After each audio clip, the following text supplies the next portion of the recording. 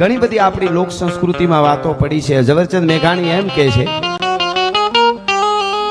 કે 6 મહિના સુધી માનું જનેતાનું ધાવણ બાળકને જેટલું ગણ કરે, મેઘાણીજી કે હું કહું રાષ્ટ્ર શાયરને, મહાત્મા ગાંધીએ જેને રાષ્ટ્ર શાયરનું બિરુદ આપ્યું એ મેઘાણી એમ કહે છે 6 મહિના સુધી બાળકનું ધાવણ, બાળકને માનું ધાવણ ગણ કરે છે.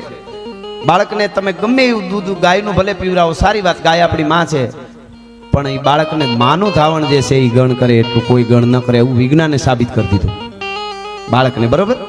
તો ઝવેરચંદ મેઘાણી એમ કહે છે કે એટલું ગણ લોક સાહિત્ય જીવન જીવવું હોય તો એના માટે કરે છે. જેને જીવવું છે, નાથ મોરડા કાઢ નાખ્યા એને કાંઈ લેવા દેવા જ નથી. કોકને નડવા સિવાય કાંઈ ધંધો જ નથી, એને કાંઈ લેવા દેવા નથી. ગાય દોવાતી હોય, આ બધા અનુભવી છો, ગાય દોવાતી હોય, ગાયના આંચળમાં ઈંતળી નામનું જંતુ ચોટ્યું હોય, ઈંતળી આંચળના મોઢિયા પાસે ઈંતળી ચોટી હોય, ગોળ દોવાનું ચાલુ કરે તો ઈંતળી દૂધની ધાર ભટકાય તો ઈંતળી ઉપર વહી જાય, બીજે લોહી મંડે પીવા.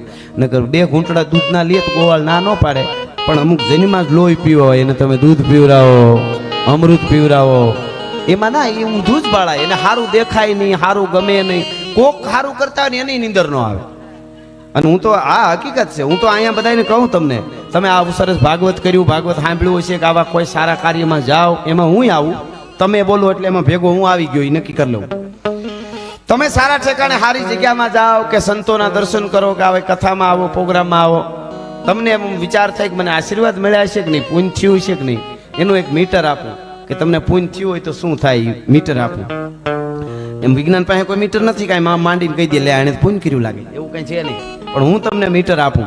કાલે તમે ઘરે જાઓ અને તમારો આડોહી પાડોહી કે તમારો જાણીતો હગવો વાલો મિત્ર કોઈ પણ નવી ગાડી છોડાવે હારામ હારી, અને તમને ખબર પડે અને તમને મોજના તોરા છૂટી જાય ને, આ હા હા મારો બાપલિયો, મારો વિહામો હમણાં કાંઈ નહોતું ને કેવી ગાડી છોડાવી, મજા આવી ગઈ, ભલે મારી પાસે નથી પણ એને ભલે ભગવાને દીધું, એવી મોજ છૂટે જ માનું દ્વારકાવાળાના આશીર્વાદ મળ્યા. અને એનું એ આડોહી પાડોહી હારો બંગલો બનાવે અથવા હારી ગાડી છોડાવે કે મિત્ર કે કોઈ જાણીતો કોઈ પણ જ્ઞાતિનો, અને તમને રાતે નીંદર ન આવે ને તો માનું ખાતક પેઢીના પાપ પડ્યા છે અંદર, નકર હામ ન હોય હાવ. એ વાત એટલી જ હકીકત છે.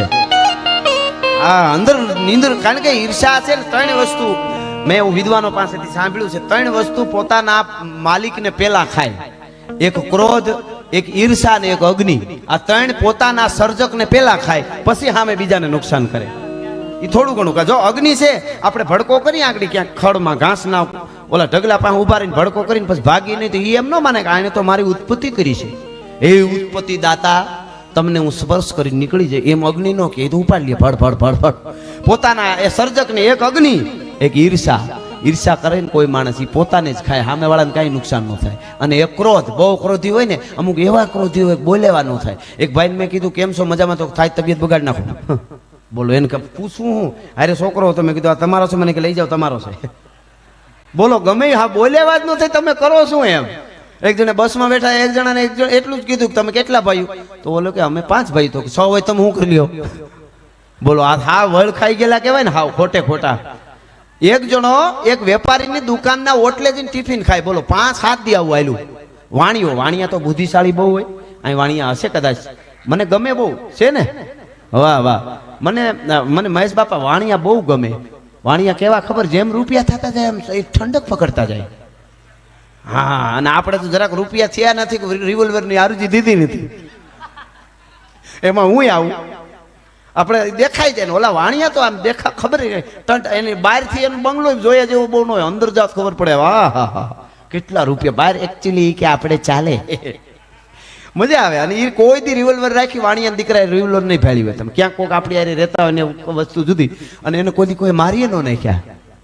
કેવી તમે વિચાર કરો, આ લિસ્ટ એવડું બધું છે કે વાહ વાહ વાહ વાહ, સરસ સરસ, ધન્યવાદ ધન્યવાદ. પણ મારે જે મુદ્દો તમને કહેવો છે એ હું તમને કહું. મેં ઘણીવાર પ્રોગ્રામમાં કીધેલું, વાણિયાની જૈનની વાણિયાની વસ્તી ભારતમાં 4.5% છે. ખાસ નોંધ લેજો, કેટલી વસ્તી વાણિયાની? 4.5%. 4.5% વાણિયાની વસ્તી ભારતમાં, અને સાહેબ દાનમાં 63% છે. જોરદાર તાળીથી એકવાર બતાવવા પડે. મોટી મોટી ગૌશાળાઓ, ધર્મસ્થળો છે ને અહીંયા છે ને. આ હું રિસર્ચ સાથે બોલું છું તમને. 4.5% વસ્તી ભારતમાં અને દાનમાં 63% છે સાહેબ. એક જ્યાં જ્યાં જો ભામાસા જેવા મહારાણા પ્રતાપનું નામ લઈ ભામાસાને તારાસાને યાદ કરવા પડે. કેટલી કેટલી વાતો પણ એ દેખાડે નહીં. એ બસ મજા આવે આપણે નહીં. એ એકચ્યુઅલી ના દેખાડાય નહીં. આપણી એક તો કહેવત છે, વાણિયો જીરવે પૈસા ને ભેંસ જીરવે કપાસિયા. વાણિયાને ગમે એટલા પૈસા કાંઈ ફેર ન પડે, ભેંસને ગમે એટલા કપાસિયા ખવડાવો એનું કાંઈ પડી હોય. આડ બળદને કપાસિયા એટલા ખવડાવી દો ગરદણી માર નાખે. હા ખરેખર પણ મજા બહુ આવે. વાણિયા આમ એટલે વાણિયા છે સાહેબ, એટલે મને ગમે બહુ. અને આપણે એવા એવા વાણિયા થયા, ઝવેરચંદ મેઘાણી, મહાત્મા ગાંધી, અમારા બિલખાના પાદરમાં અખિલ બ્રહ્માંડનો માલિક એક બાવાનું સાધુનું રૂપ લઈને આવે વાણિયાના આંગણે, અને બે માણસને ટેક હતી. સાધુને જમાડ્યા પછી જમાય. આ થોડી યાદી થઈ એટલે સાધુડા ને જમાડ્યા પછી જ જમવું, સંતને જમાડ્યા પછી જ જમવું. આપણા જીવનમાં કોઈ એવો સંત, કોઈ ગુરુ એવો હોવો જોઈએ. ભણે ઘણા લાગતો હોય કે હું મારી રીતે બધું કરી લઉં, પણ એના સિવાય હાચો આધાર નથી. મને તો નામદેવ બાપા, મને કંઈક આમ જોવું ને સાધુડા તો મને સંતોષ થાય. કઈ વાત ઓલા માટે નથી કહેતો, પણ સનાતન ધર્મના આપણા શ્વાસ હોય તો એ સાધુડાઓ છે.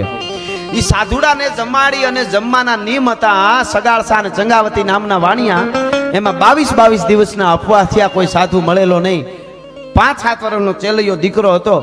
ઈ પણ પોતાના મા બાપ હારે ખાય નહીં અને 22 દિવસના ઉપવાસ કરી નાખ્યા. એમાં નિહાળે ભણવા ગયેલો ચેલૈયો, આને કોકે વાવડ દીધા કે એક બાવો છે અહીંયા નદીના કાંઠે વરસાદમાં પલળે છે, રક્તપીતિયા જેવો છે. ટૂંકમાં વાત કરી દઉં ખાલી દાખલો. અને ઈ બાવાને રૂના પોલ ફિટ કરી અને વાહડાનો હુંડલો જેવું આવે એમાં બેહારીને ઘરે લઈ આવ્યા. સગાળસાન ચંગાવતી નવરાવી ધોરાવી સાફ કરીને 32 ભાતના ભોજન કરીને પીરહીને કીધું, શેઠ કહે છે કે બાપુ જમી લ્યો, અમારા અપવાસ છૂટે. અમે સાધુને જમાડીને જમી. અમારે નિયમ હતા, ક્યાંય સાધુ નહોતા મળતા. એ વખતે આ તો ભગવાન સાધુનું રૂપ લઈને પરીક્ષા કરવા આવ્યો હતો, ભગવાન પોતે. એટલે સાધુએ શું કીધું ખબર? વાણિયા, હું આ નથી જમતો.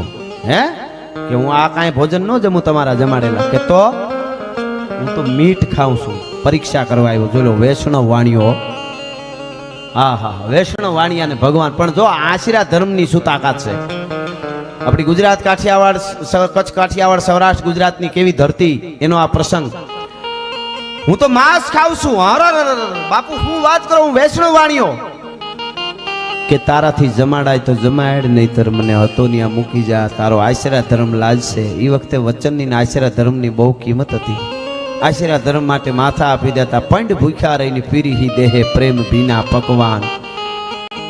અને એને કીધું કે તો મને મૂકી જાવ, હતા ને ન જમાડી શકો, તમારો આશીર્વાદ ધર્મ ગયો. વાણીએ કીધું ન જવા દઉં. સુપી રીતે કહેવાય છે, કહાઈ વાડેથી માંસ લઈ આવ્યો. ટૂંકમાં વાત કરી દઉં. અને પીરહી દીધું. સંગાવતી આવડ્યું એવું રાંધ્યું. જિંદગીમાં જોયું ન હોય કેવી પરિસ્થિતિ, પણ મારો આશીર્વાદ ધર્મ જાય, સાધુ ભૂખો જાય તો એટલે. અને પીરહી દીધું, લ્યો હવે જમી લ્યો. એટલે કીધું હવે હું જમું એવું થઈ ગયું છે. હવે એક કામ કરો, આમ જોયું, એક કામ કરો, મને આમ બરાબર દેખાડો તમે. એટલે જોયું, માંસ જોયું, આમ મીઠ જે રાંધેલું હતું. આમ જોઈને કે અરે આ તો ગલટા પશુનું છે. કે તો મારે કે માણસની માટી ખાવી. પછી ખબર પડી ગઈ સગાળસાને ચંગાવતીને. ખબર નહીં સાધુડો જે હોય, પણ અમારી પરીક્ષા કરી અને અમારો વાણિયા, વૈષ્ણવ વાણિયાનો ધર્મ તોડવો છે. તો હવે અમે કોઈ દી મરી જાય પણ પાછા ન પડી. કીધું માણસની માટી. સગાળસાને ચક્કર આવી ગઈ. માણસની માટી ક્યાંથી કાઢવી? પણ જ્યાં જ્યાં ભારત વર્ષમાં નારી શક્તિ, જે જોઈજો તમે, પુરુષ શક્તિ પરાજ થઈ ગયા. નારી શક્તિનો જેને કહેવાય ઉદય થાય છે. ચંગાવતી ઊભી થઈ, બાવડું ચાલીને ઊભો કર્યો સગાળસાને કે બીવાની જરૂર નથી તમારે. માણસની માટી ખાવી ને? કે હા મળી જશે. કે પણ માણસની માટી કોણ આપે?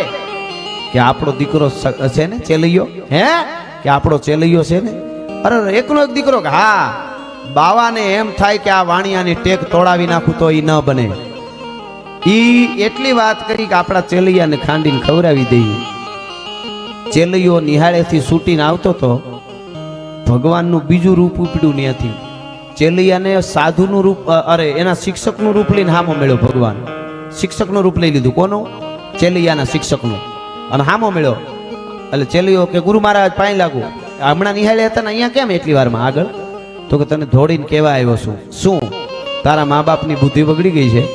એક બાવો કોક આવ્યો છે અને તને પીરહી દે અને ખાંડી તારું શાક બનાવીને એને ખવડાવી દે ભાગી જા હે કે ભાગી જા તારા મા બાપની બુદ્ધિ બગડી ગઈ ભાગ ભાગ ભાગ અને તે દી ગુરુ મહારાજને એટલે કે શિક્ષકને 5-7 વર્ષનો એક વૈષ્ણવ વાણિયાનો દીકરો કહે છે સાંભળજો શું કહે છે કે ભાગી જાવ એમ કહો છો ગુરુદેવ તમે મને ભણાવો છો હું તમારી પાસે ભણવા અને સંસ્કાર લેવા આવું છું અટાણે ભાગવાની વાત કરો કે હા શું કહે છે કે ઈ શું બોલ્યા હવે ઈ શું બોલ્યા તમે નાથ મારા માવતર મેલ્યા કેમ જાય 9 મહિના જેણે ઓદરે રાખ્યા એના ગણવાસી ગણ ગાય ભક્તિ મારા શેષને હાટે તો શું થાય છે મસ્તક ના માટે ગુરુ મહારાજ હું તમારી પાસે ભણવા આવું છું અને મારા મા બાપને મૂકીને ભાગી જાઉં તો આ માટી એના મારે માના પેટ પાણો પીડ્યો તો મારાથી ભગાય નહીં ભાગું તો મારી ભોમકા લાજે ને ભોરિંગ જીલે નહીં ભાર મેરુ પર્વત જેવા ડોલવા લાગે ધરણીને આકાશ મેરામણ માજા મૂકે પણ આ ચેલૈયો છત ના નો ભગાય મારાથી આવ્યો માએ હૈયા સાથે લગાડ્યો અને કીધું બેટા આમ છે તો કે માં કાંઈ વાંધો નહીં ખાંડીને ખવડાવી દો વાહ બાપુ મને ખાંડીને ખવડાવી દો અને તમે જુગતેથી જીવન જમાડો સાધુને જમાડો ટૂંકમાં વાત કરું મિત્રો એકના એક દીકરાને કહેશે સૌરાષ્ટ્રની ધરતીનો ઇતિહાસ માથું કાપી ખાંડણિયામાં ખાંડી હાલરડા ગાય એને પીરહી દીધો ભગવાનને ભગવાન એને ખબર નહોતી કે આ ભગવાન છે સાધુના રૂપમાં આવ્યો તો એ સાધુને પીરહી દીધો લ્યો બાપુ જમી લ્યો હવે તો થઈ ગયું ને આ માણસની માટી છે અમારા એકના એક દીકરાની હવે થઈ ગયું હવે તમારા એક દીકરાની મારી હારે બહારો જમવા એટલે કીધું મહારાજ હવે દીકરો નથી હે હવે દીકરો નથી મહારાજ નથી દીકરો આ એક જ હતો કે હા અરે વાંજિયા જોજો પરીક્ષા કેવી થાય છે આને પરીક્ષા આને ધર્મ સંકટ કહેવાય અરે વાંજિયા અમે વાંજિયાનું નો ખાઈ હવે તારે સંતાન નથી તું વાંજ્યો કેવા મને હતો નહીં મૂકી જાવ હું જાઉં છું તમને નો જમાડી આટલી વાત કરીને સગાળસાને ચક્કર આવ્યા હવે શું કરવું પણ તેથી વાણિયાની દીકરી ઊભી થઈ ભાઈ વૈષ્ણવ વાણિયાની ઊભી થઈ કોણ સંગાવતી એને કીધું બાપુ બેહો સાના મના બેહો બેહો બેહો બાપુ બેહો ઉભા રહ્યો જાતા નહીં શું બોલ્યા તમે કે વાંજ્યા છો તમે એમ બોલ્યો હવે તમારે સંતાન નથી પછી કીધું કે હવે બેહો તમારે જમ્યા વગર વયું જાવ ને અમારી કાઠિયાવાડની મહેમાન ગતિ લાજે એમ હું વાણિયાની દીકરી છું સાંભળી લ્યો બેહી જાવ મારા બાપ જેવડો છો એટલે આ વાત તને કરું છું બાવા ન કર અટાણથી બાપુ કહેતા હતા હવે કહે છે બાવા મારા બાપ જેવડો છો એટલે આ વાત તને કહી દો ન કર અમારાથી કરાય નહીં બાયુ માણસ અમે બાયુ માણસને જ આ વાત કરી પુરુષને ન કરી પણ મારી માને ભેળી નથી લઈ આવ્યો ને એટલે તને કરું છું સાંભળી લે આ વાત કરું છું તને મારા બાપ જેવડો છો ને એટલે સાંભળી લે શું કહે છે ચંગાવતી